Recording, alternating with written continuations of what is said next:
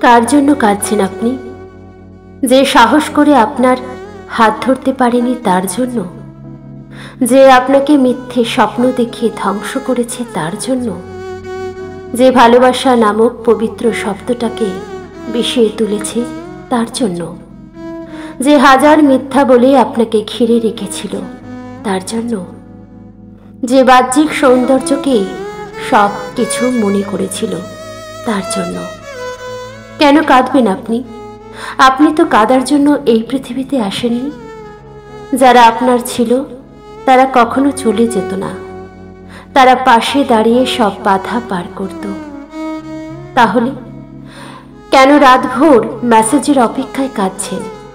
যে আপনার জীবনে গুরুত্বপূর্ণ সে কখনোই আপনাকে ছেড়ে চলে যেতে পারে না। পেছনে তাকানোর সময় শেষ। পুরনো স্মৃতিগুলোকে তালাবদ্ধ করে রাখুন।